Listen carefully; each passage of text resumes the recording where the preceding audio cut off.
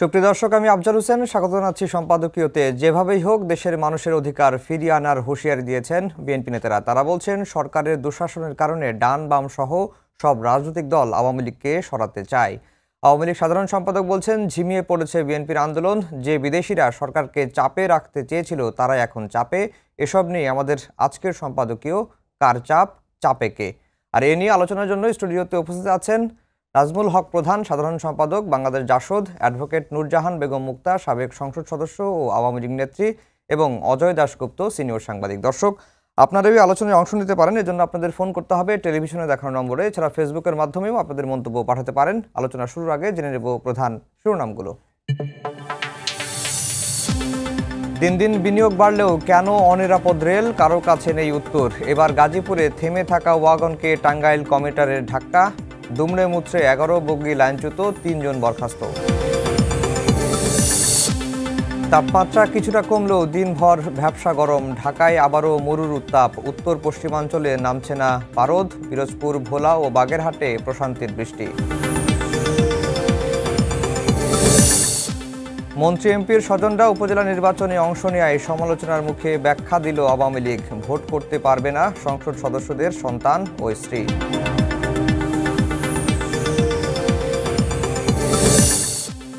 মাদক ব্যবসার প্রতিবাদ করায় রেস্তোরাঁয় কিশোর গ্যাংয়ের হামলা। মালিককে এলোপাতাড়ি কুপিয়ে জখম। রংপুরে জড়িতদের ধরতে অভিযানে পুলিশ।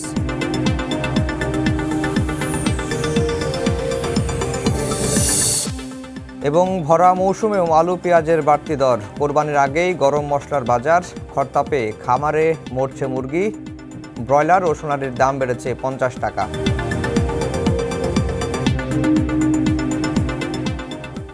দর্শক, শিরোনাম শুনছিলেন। আমরা আজকের আলোচনার বিষয় দিয়েছি কার চাপ, চাপে কে। আজকে আওয়ামী লীগের সাধারণ সম্পাদক ওবায়দুল কাদের তিনি বলেছেন যে বিদেশি শক্তি এতদিন বাংলাদেশ সরকারকে চাপ দিয়ে এসেছিল তারা এখন নিজেরাই চাপে পড়েছে। সরকার যে পরিচালনা করতে গিয়ে কিছুটা চাপে আছে, এমনটিও তিনি মন্তব্য করেছেন। নাজমুল হক প্রধান ভাই, আপনাকে দিয়ে আলোচনা শুরু করব। গত কয়েকদিন ধরে একটি বিষয় আলোচনা, যে অতি ডান অতি বাম একজোট হয়ে সরকারকে উৎখাতের ষড়যন্ত্র চলছে। এবং গতকালকেই মাননীয় প্রধানমন্ত্রী বলেছেন যে বাম দলগুলো আসলে 90 ডিগ্রি ঘুরে গেছে। তা আসলে কি বাম দল 90 ডিগ্রি ঘুরে গেল কেন? ধন্যবাদ আপনাকে। আসলে চমৎকারভাবে আপনি এটা কথা বলেছেন যে কার চাপ কে চাপে, নাকি এরকম, নাকি কার চাপ, চাপে কে। চাপে কে? চাপে তো জনগণ। আসলে যে কথাটা বলতে চাচ্ছি আমি, যে সরকারের পক্ষ থেকে হরহামেশাই কিছুদিন আগে, বেশ কিছুদিন আগে, অল্প কদিন আগে মাননীয় সাধারণ সম্পাদক আওয়ামী লীগে বলছেন যে এটা ষড়যন্ত্র চলছে সরকারকে উৎখাতের। ইতিমধ্যে বর্তমান প্রধানমন্ত্রী বঙ্গবন্ধু কন্যা জননেত্রী শেখ হাসিনা বললেন যে, কালকেই বলছেন বোধহয় একটা পিতে, যে অতি ডান অতি বাম এরা সব এক হচ্ছে উৎখাতের জন্য।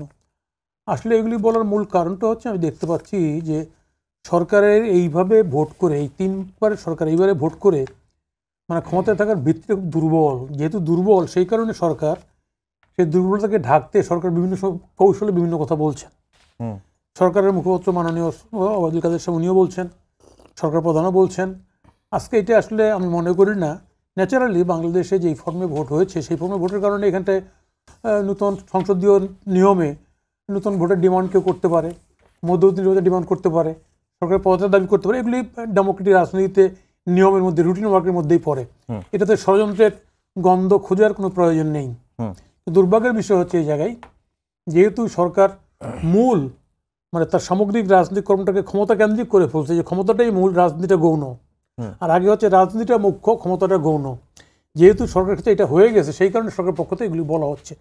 আসলে আমি মনে করি না যে বাংলাদেশে কোনো ষড়যন্ত্রের রাজনীতি হচ্ছে। তবে সরকার যেহেতু ক্ষমতাটাকে যদি মনে করে সরকার যে আজীবন ক্ষমতাকে আমাকে এভাবেই আমি যখন ইচ্ছা তেমন ভোট করে থাকতে পারবো, দিনের ভোট রাতে, অথবা নিজে স্বতন্ত্র হয়ে থাকতে পারবো, তাই না? তাহলে ডেফিনেটলি সেখানটায় স্বাভাবিক প্রক্রিয়া রাজনীতি বন্ধ হলে সেখানটা অন্য প্রক্রিয়া কেউ খুঁজতে পারে, চোরাগুলিতে কেউ খুঁজতে পারে। এটা পৃথিবী ইতিহাস বলে। আমি আশা করব সরকারের সৌবুদ্ধি উদয় হোক। সরকার যে নির্বাচন যেটা করছে, আমি আমার দলের পক্ষ থেকে মনে করি যে নির্বাচনটা কখনোই সরকারের নৈতিক ভিত্তিটাকে সবল তো করেই না, বরঞ্চ দিন দিন দুর্বল করতেছে। তো সেই জায়গায় দাঁড়িয়ে সরকার কিভাবে একটা ভালো নির্বাচন করা যায় সেই পথটা সরকারের হাতানো উচিত। এবং সেই ভালো নির্বাচনের জন্য সরকার, যেমন এখানটায় আমরা যেমন যারা আছি আমরা এখানটায় কাউন্টার পার্ট যারা রাজনৈতিক দল, এটা একটা।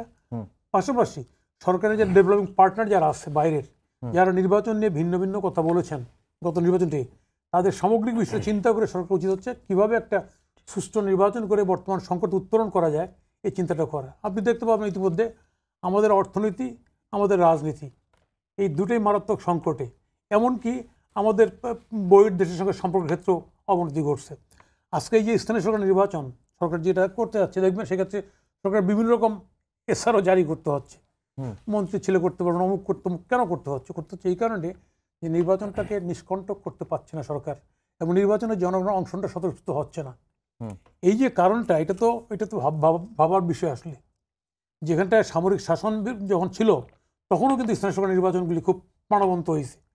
আমরা এরশাদের সময় দুবার চেষ্টা করছি নির্বাচন বর্জন করেছি, সুতরাং প্রতিহত করে আহ্বান দিছি এর উপজেলা নির্বাচন। তারপর উপজেলা নির্বাচন আমাদের দলের মানে আওয়ামী লীগের লোক, বিএনপির লোক সব কী করে অংশগ্রহণ করছে। মানে নির্বাচন, বাংলাদেশের মানুষের নির্বাচনটা এমনই একটা বিষয়, সেখানে স্থানীয় সরকার নির্বাচনটা আরও বেশি কি বলা যায় যে প্রাণবন্ত হয়, জীবন্ত হয়। সেই জায়গায় নির্বাচন কিন্তু লোক আসতেছে না, এটা হলো বাস্তবতা। ফলে সরকার যেগুলি বলতেছে, আমরা এই কথাগুলি না বলে বরঞ্চ কীভাবে একটা ভালো নির্বাচনের মধ্যে দিয়ে বর্তমান রাজনৈতিক সংকটকে উত্তরণ করা যায় সেটাই চিন্তা করা উচিত। মুক্তা আপা, আপনার দলের নেতারা এবং সাধারণ সম্পাদক আজকেও বলেছেন যে বিএনপির আন্দোলন ঝিমিয়ে পড়েছে, বিএনপির এক নেতার সঙ্গে আরেক নেতার কথার কোনো মিল নেই, বিএনপি এখন ছন্ন ছাড়া, নানা রকম কথাবার্তা বলা হয় যে বিএনপির হাঁটু ভাঙা দল, বিএনপির কোমর শক্ত না, বিএনপি আন্দোলনের মুরুদ নেই, এবং বিএনপি কি আন্দোলন করতে পারে সেটিও তারা জানেন। তো যখনই বিএনপি আন্দোলনের কথা বলে বা যখনই বিএনপি সরকারের বিরুদ্ধে কোনো কর্মসূচির ইঙ্গিত দেয়, তখনই আপনারা ষড়যন্ত্রের কথা বলেন। ধন্যবাদ আপনাকে, ধন্যবাদ দুজন আমার অত্যন্ত প্রিয় মানুষ, বিশিষ্ট আলোচকবৃন্দ এবং সময় টিভির দর্শকদের সবাইকে শুভেচ্ছা। আমি আসলে আজকে আমার এই আলোচনা শুরু করার প্রথমেই আমি দুটো সুখবর দিয়ে আমার আলোচনাটা শুরু করতে চাচ্ছি। সেটা হলো, দুটোই কিন্তু আজকের খবর। সেটা হলো যে জাতিসংঘের সাধারণ পরিষদে আমাদের মাননীয় প্রধানমন্ত্রী জননেত্রী শেখ হাসিনা যখন প্রথমবার ক্ষমতায় এসেছিলেন, তখন 1999 সালে উনি একটা শান্তির সংস্কৃতি শীর্ষক একটা রেজলিউশন উনি উত্থাপন করেছিলেন। সেই রেজলিউশনের আজকে 25তম বার্ষিকী, এবং 122টা দেশ এই রেজলিউশনটিতে কো স্পন্সর করেছে।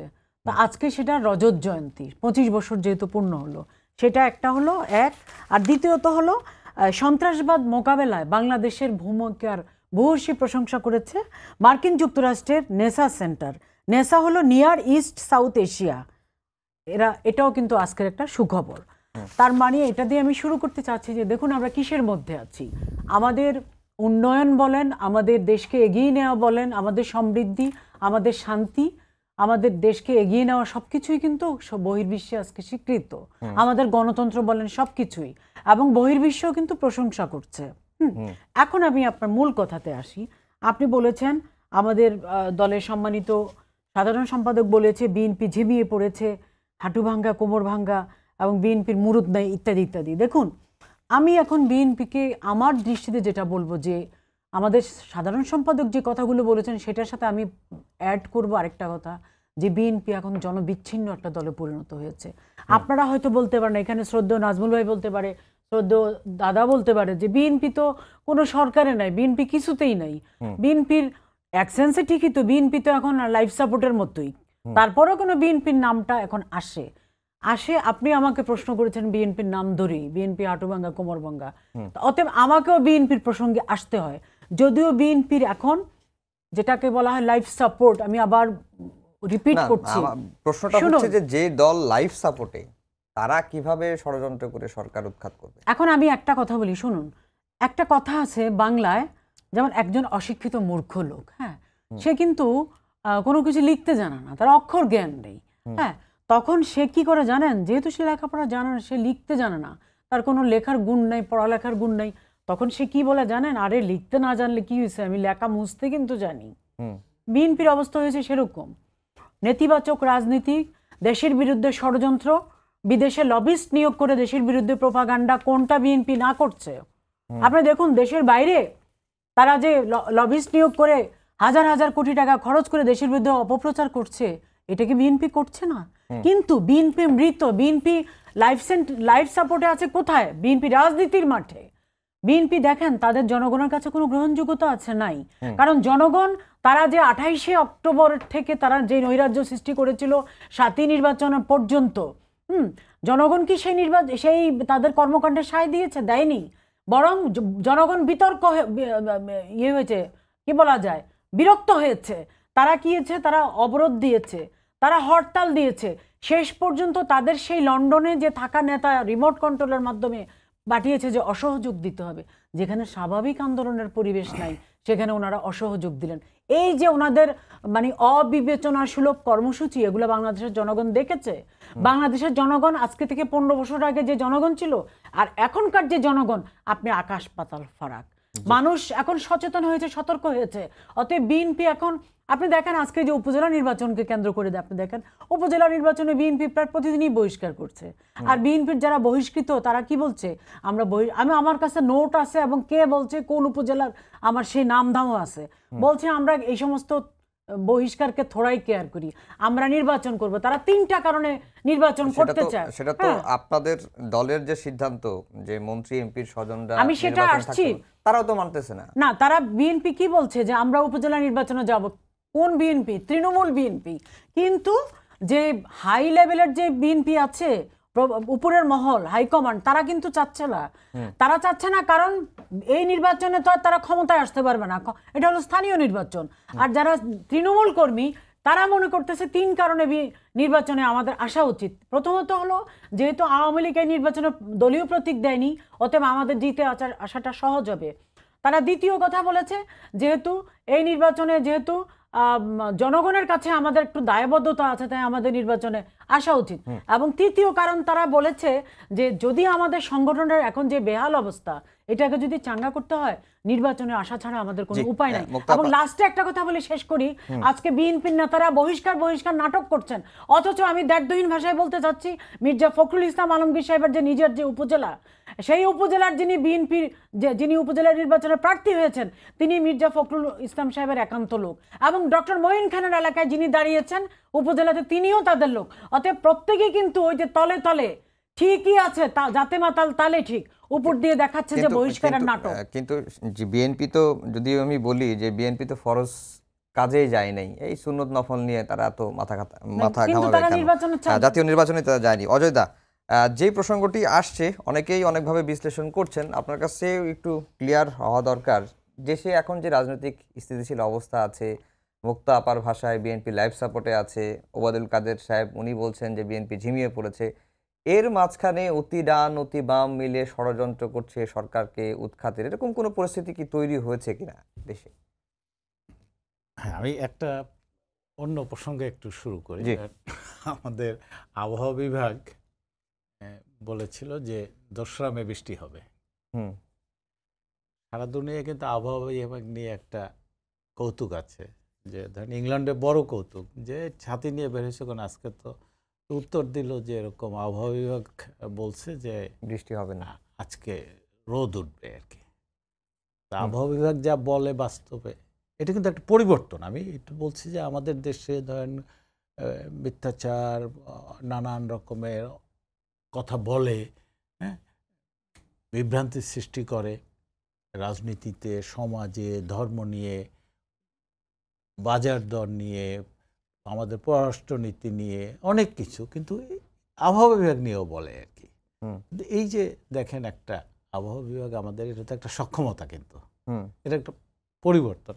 কিংবা ধরেন এই যে তীব্র গরম দাবদাহ যে অবস্থাটা গেল আর কি গত কয়েকদিনে, এবং গরমের সময় তো গরমই পড়বে, এটাই তো এখন সেই গরমের সময় তো দেখেন যদি বিদ্যুতের অবস্থার যে পরিবর্তন ঘটছে কিছুটা, এই সময় যদি 7-8 ঘন্টা 10 ঘন্টা শত শত শহরে বিদ্যুৎ না থাকতো, ঢাকা শহরের বড় অংশ জুড়ে লোডশেডিং থাকতো, আমাদের জীবনটা কেমন হতো?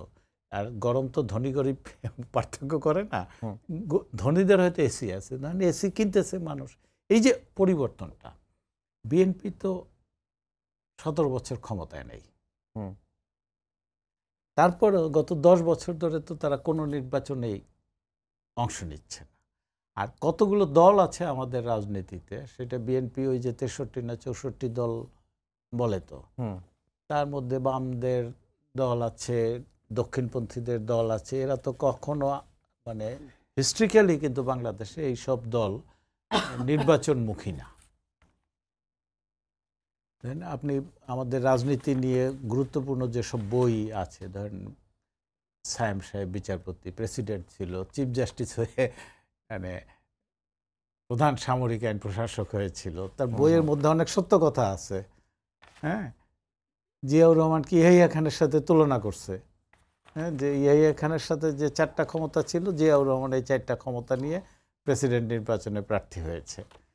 বাম কতগুলো দল, ধরেন মৌলানা ভাসানী জনপ্রিয় নেতা ছিলেন, কিন্তু 70 সনের মতো জাতীয় মানে পরিবর্তন, একটা স্বাধীন দেশে যাচ্ছে দেশটা, সেই নির্বাচনে তিনি অংশ নেননি। বাম দলগুলো কিন্তু করে না। কিন্তু আবার দেখেন, যখন সামরিক শাসক হয়েছে, ওই মির্জা ফখরুল ইসলাম বলেন, উনিও ওই দলে গিয়ে হাজির হয়েছেন, জাসদও হাজির হয়েছেন, কমিউনিস্ট পার্টি বিভিন্ন তাদেরও কেউ অনেকে হাজির হয়েছেন।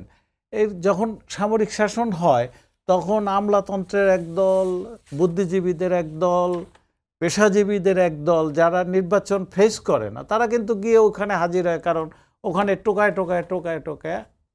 এখন এই বিবেচনায় আমার ধারণা, দক্ষিণপন্থীরা দেখেন মানে চরম ধর্মান্ধ গোষ্ঠী, ভোটের বাজারে কিন্তু এরা খুব কমই থাকে আর কি, থাকারও কথা না। তারা তো রাজনীতিতে আসছে যে কিছু আমি ধর্ম কথা বলবো, কিন্তু ধর্মের সঙ্গে রাজনীতিতে মিথ্যাচার যুক্ত করে রাজনীতিতে আছে। কাজে এই মহলগুলো রাষ্ট্র ক্ষমতায় যেতে হলে পরে, ধরেন একজনে একটা বলছে যে সে প্রধানমন্ত্রী বলছে যে আমার বিকল্পকে, তখন একজনে বলছে যার মানে ওই আমাদের সময় বলতো যে ভক্সওয়াগন পার্টি।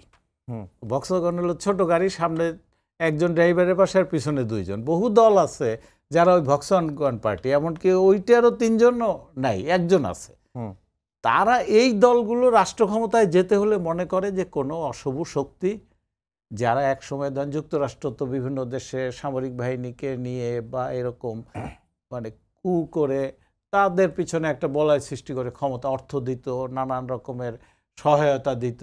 বহু দেশে আমেরিকা এই কাজগুলো করছে, এখন হয়তো অতটা সরাসরি করে না, কিন্তু বাংলাদেশে তো 75 এই কাজটাই তারা করেছে, যে এইখানে সামরিক অভ্যুত্থান ঘটানোর জন্য মদত দিয়েছে। অভ্যুত্থান হওয়ার পরে এই সরকার যাতে টিকে থাকে, হ্যাঁ, মোস্তাকের সরকার টিকে থাকে, জিয়ার সরকার টিকে থাকে, এরশাদের সরকার টিকে থাকে, এই কাজগুলো তো করছে।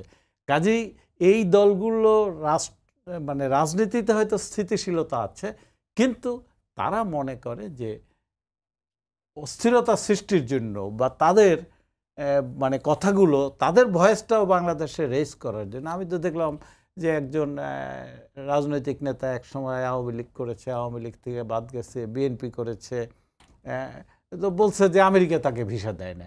আমাদের এই আমেরিকান ভিসা নিয়ে কয়েক মাস এমন আলোচনা হলো না।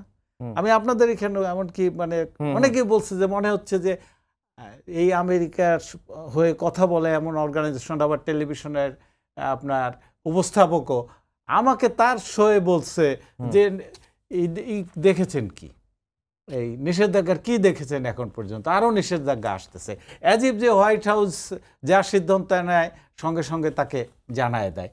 এই যে কথাগুলো আওয়ামী লীগের দিক থেকে হয়তো এইটা একটা ধারণা করতে পারে যে ভোটের ময়দানে যেহেতু নেই, আওয়ামী লীগ কি বলছে যে ভোটের মাঠে যাও, বিএনপি কি বলছে ভোটের মাঠে যেও না।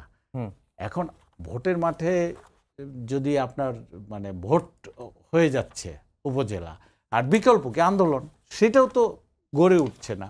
কাজেই তখন সরকারের দিক থেকে হয়তো একটা ধারণা করতে পারে যে চক্রান্ত অন্য কোনোভাবে হচ্ছে কিনা ভেতরে ভেতরে। কিন্তু প্রকৃত চ্যালেঞ্জ তো হচ্ছে আওয়ামী লীগের। আওয়ামী লীগ দেন মূল সংজ্ঞা থেকে কিন্তু প্রথম দিকে যেভাবে কথাটা এসেছিল যে ভোটে যারা দাঁড়াবে কি দাঁড়াবে না পরিবার, প্রধানমন্ত্রী যে কথাটা বলেছেন, আমার মনে হয় যে এইটা আমাদের রাজনীতিতে যে কোনো দলের জন্য, ওই ক্ষুদ্রাতি ক্ষুদ্র দল তারও কিন্তু দেখেন পরিবার কেন্দ্রিক।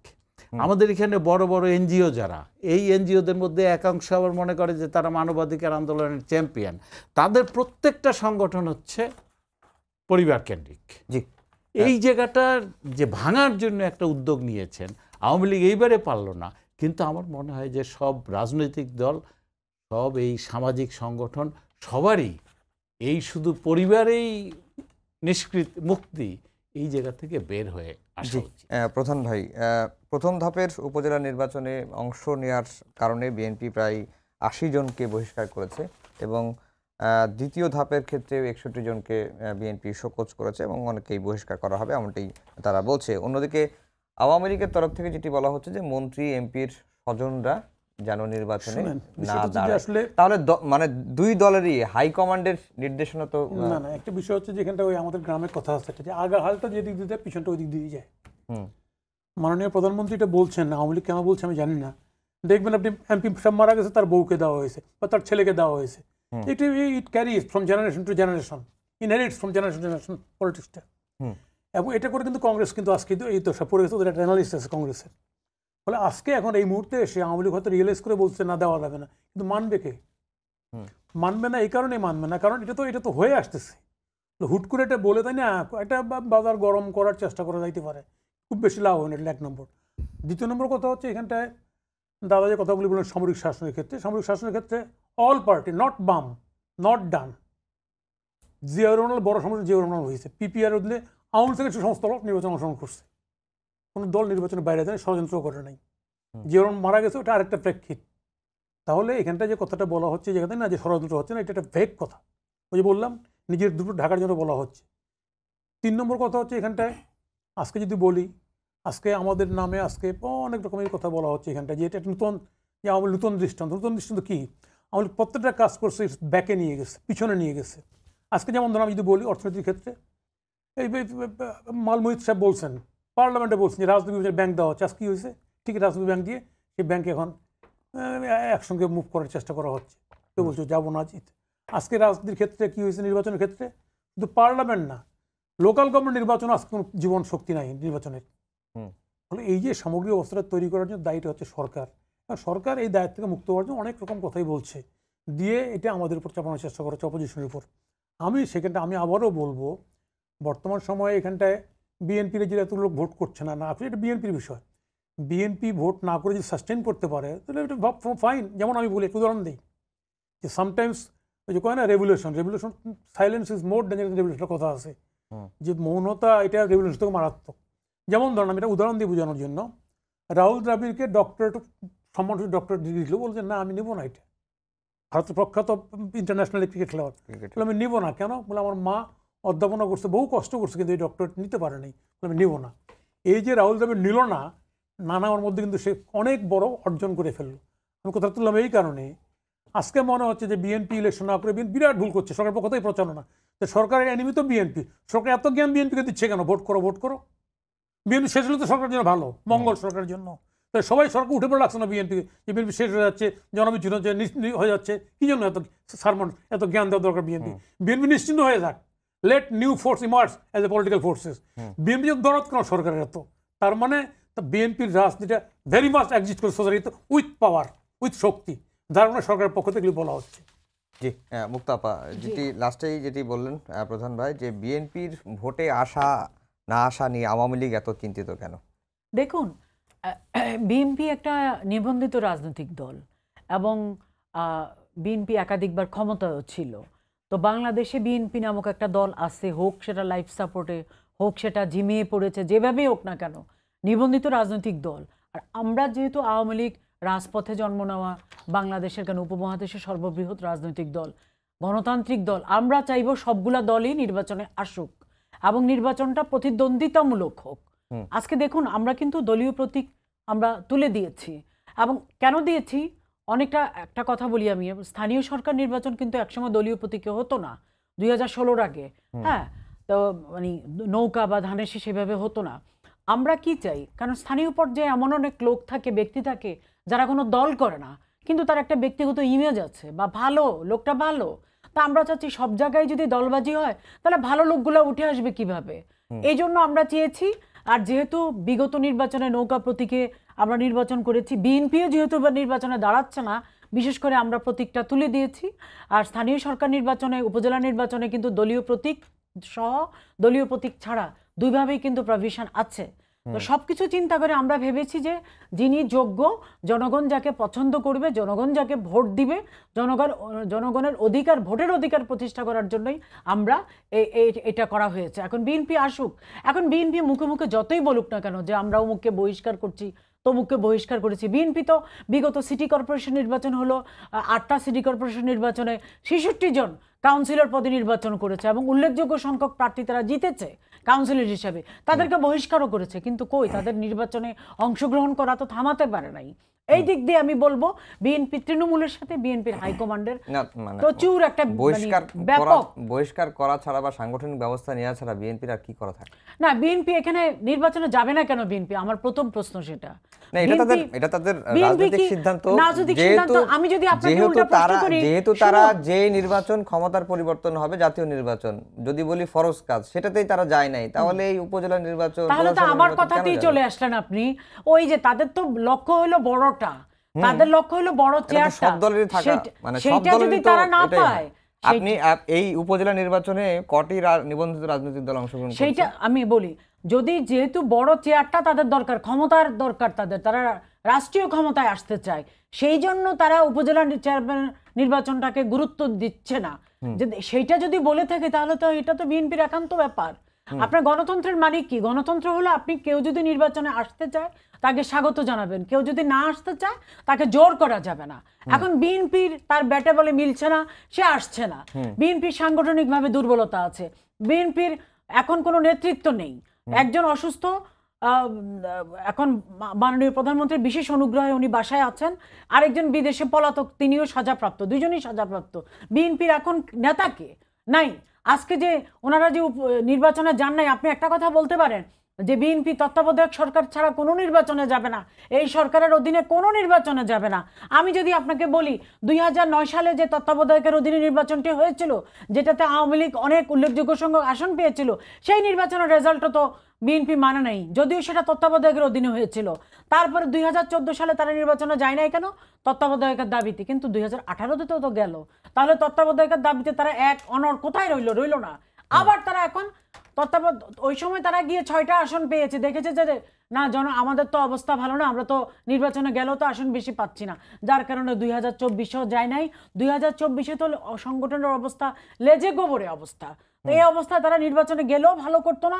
পাশাপাশি তাদের যে 2001 থেকে 6 পর্যন্ত তাদের যে সহিংসতা, দুর্নীতি দেশের জনগণ দেখেছে, এবং 2014-15 তাদের যে আগুন সংস্কৃতি জনগণ দেখেছে, সর্বোপরি 2023 সালের 28শে অক্টোবর পর থেকে তাদের যে মারমুখী তাণ্ডব লীলা জনগণ দেখেছে, সেটা কি জনগণের মন থেকে কখনো তারা ঘুরাতে পারবে না।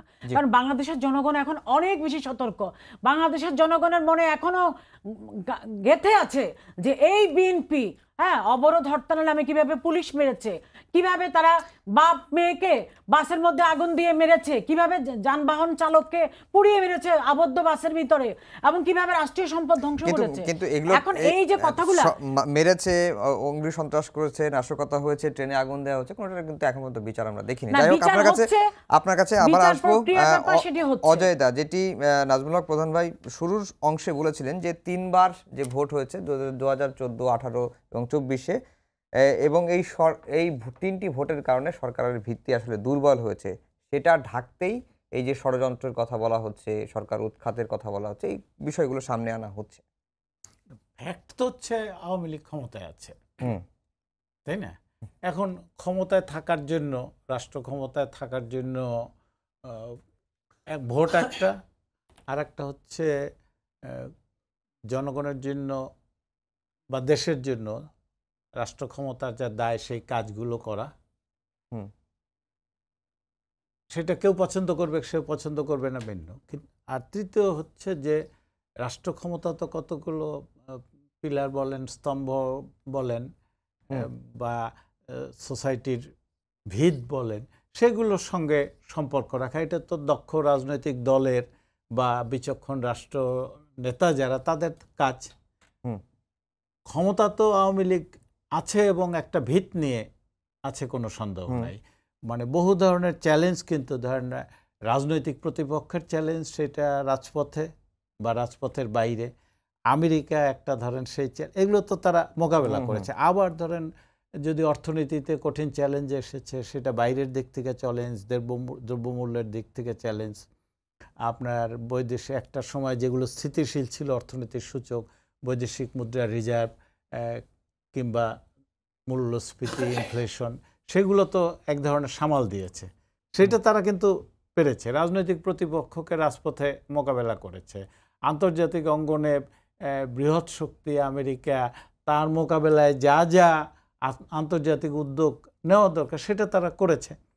কাজেই সেই দিক থেকে কিন্তু তাদের, আপনি এগুলো কেউ পছন্দ করবে, কেউ করবে না, কেউ মনে করবে যে চাণক্য কূটকৌশল হতে পারে, এটা তো মেকিয়াভেলি কৌশল, সেটা তো রাজনীতিতে তাদের করার, তারা এটা করছে। এখন তার তো এগুলো করলেই একটা রাজনৈতিক দলের কাজ হয় না। ধরেন পদ্মা সেতু করেছে বা ঢাকা মেট্রো রেল করেছে, বিদ্যুৎ এই কঠিন সময়েও একটা সামাল দিতে পারছে, কিংবা খাদ্যে এক ধরনের পরিস্থিতির মোকাবেলা করতে পারছে। কিন্তু একটা রাজনৈতিক দলের তো এইখানেই শেষ হয়ে যায় না, তাকে তো আরও অনেকগুলো জায়গায় যেতে হয়। তার তো স্মার্ট বাংলাদেশ গঠনের লক্ষ্য আছে। শুধু তা না, রাজনীতিতে শুধু একটা দল দিয়ে তো চলে না, সমাজে বহু মত আছে। সেই মতগুলোকে ধরেন আওয়ামী লীগের তো খুশি হওয়া উচিত ছিল যে বিএনপি 150 বেশি লোককে ইতিমধ্যে বহিষ্কার করে দিয়েছে। এদের তো এনকারেজ করা উচিত। এদের যে যে এলাকায় ভোট করবে, ব্যঙ্গ বিদ্রুপের পরিবর্তে এইরকম যাতে আরও 300-500 মতো উপজেলা, সেইগুলোতে ধরেন 500 চেয়ারম্যান, ভাইস চেয়ারম্যান বিএনপির লোকেরা এবং অন্য ছোট দলের, হয়তো একটা দলের একজন একটা জায়গা প্রার্থী হতে পারে, 2টা জায়গা প্রার্থী হতে পারে, সে তো বড় দল না বা ব্যক্তি ইন্ডিভিজুয়াল। সেই জায়গাগুলো কিন্তু আওয়ামী লীগ মানে সবচেয়ে পুরানো রাজনৈতিক দল বাংলাদেশের, হ্যাঁ, আর তাদের তো এই কাজগুলোকে এনকারেজ করা উচিত। মানে গণতন্ত্রের প্রক্রিয়ায় সহায়তা তো, আমি প্রতিপক্ষকে সহায়তা অনেক সময় অনেকভাবে করা যেতে পারে, সে যাতে অবাধে মত প্রকাশ করতে পারে, কোনো রকম বাধা না দিতে পারে। বিশ্ববিদ্যালয়ে ধরেন বাংলাদেশে এখন স্কুল কলেজ বিশ্ববিদ্যালয়ে 4 কোটি ছাত্রছাত্রী আছে, এই জায়গাগুলোতে যাতে গণতন্ত্রের চর্চা হয়, ট্রেড ইউনিয়নগুলো যাতে ঠিকভাবে ফাংশন করে, এগুলো তো একটা পুরানো রাজনৈতিক দল হিসাবে আওয়ামী লীগের দায়িত্ব। বিএনপি নির্বাচনে আসে না, বা এই যে 150 বেশি বহিষ্কার, যে নাম বললেন মুক্তাপা, যে অমুক জায়গা আর তো খুশি মনে বলা উচিত যে মির্জা ফখরুল নির্বাচন বয়কট করছে, কিন্তু তার ভাই নির্বাচন করছে, এবং সেই নির্বাচনে যাতে ভোটের মাঠে ঠিকভাবে টিকে থাকতে পারে, এটা কিন্তু সহায়তা করার দায়িত্বটা আওয়ামী লীগের উপরে চলে আসে। দাদা, আমাদের সময় একেবারে শেষ। প্রধান ভাই 1 মিনিট সময় আছে আপনার হাতে, যদি কোনো কিছু অ্যাড করতে চান। আমি বলি যে সরকারের পক্ষ থেকে বলা হচ্ছে যে বিএনপির কোমর ভেঙে গেছে, আর আমি সরকারের কথাবার্তা শুনে সরকারের মনটাই ভেঙে গেছে। রাজনীতির যে মনটা সরকার, সেই মনটা নেই, যার কারণে সরকার এসব বলতেছে। আমি চাই সরকারের মনটা ঠিক হোক, বিএনপির কোমরটাও ঠিক হোক, বাংলাদেশের রাজনীতি সুস্থ হোক, এটাই চাই। জি মুক্তাপা। দেখুন, আমি যেটা বলবো যে এই যে বলেছে অতি ডান অতি বাম সব এক হয়ে গিয়েছে, এই কথাটার ব্যাখ্যাটা কিন্তু আমি দেইনি। আমি আমার মতো চেষ্টা করবো দিকে। দেখুন, অনেক সময় ছিল যে যারা কিনা বিএনপির নামও শুনতে পারতো না, তারাই এখন বিএনপির ছায়াতলে আছে। মানে জিনিসটা আমি ঠিক এইভাবেই মিন করছি, যেটা কিনা অকল্পনীয় ছিল। আমাদের মাননীয় প্রধানমন্ত্রী সেটাই বোঝাতে চাচ্ছেন যে আজকে সবাই একদম আজকে আদর্শ ভুলে গিয়ে এক হয়েছে, কিন্তু কিছুই তো করতে পারছে না। এটা হলো গিয়া যে উদর পিণ্ডে বুদুর ঘাটে চাপানোর মতো, যে কিছু করতে পারছি না, নাই কাজ তো খইবাজ। আর আরেকটা কথা হলো যে এই উপজেলা নির্বাচনটি এমন অবাধ, সুষ্ঠু, নিরপেক্ষ হবে। আপনি দেখেন পরিবার কাকে বলে, স্ত্রী, সন্তান আর স্বামী, এই নিয়েই তো পরিবার। হ্যাঁ, এর বাইরে যদি কেউ হয় সে তো পরিবার হচ্ছে না। মুক্তাপা, আপনাকে থামাচ্ছি, আমার সময় শেষ একেবারে, 30 সেকেন্ড আছে। এই প্রসঙ্গটাই একটু আসছি যে স্ত্রী, সন্তান এবং কেই পরিবার বুঝিয়েছেন। আজকে ওবায়দুল কাদের এই কথাই বলেছেন যে প্রধানমন্ত্রী স্বজন বলতে স্ত্রী সন্তানকেই বুঝিয়েছেন, এর বাইরে ভাই পড়ে কিনা। তো আপনি এখন আমি আগে বলেছি কিন্তু যে এইটা কিন্তু একটা বড় প্ল্যাটফর্ম ওপেন করা হয়েছে আমাদের সমাজের জন্য। এইটা যদি প্রতিষ্ঠিত করতে পারে, এখন আপনি স্ত্রী সন্তান 3-4 জনের মধ্যে ফেললেন, এইটা আরও পরিসরটা বড় হোক রাজনীতিতে, রাজনীতির বাইরে বৃহত্তর সমাজে বিভিন্ন প্রতিষ্ঠানে, সেইটা আমরা চাইবো যে ব্যাংকের লোকেরা এই যে 1000 কোটি টাকার ব্যবসা, আমাদের সময় একেবারে শেষ। 10 সেকেন্ড না, 5 সেকেন্ডও দেওয়া যাবে না। সবাইকে ধন্যবাদ জানিয়ে শেষ করছি আমাদের আজকের সম্পাদকীয়। আগামীকাল আবারও দেখা হবে রাত 10টায়। দেখার আমন্ত্রণ রইল। শুভরাত্রি।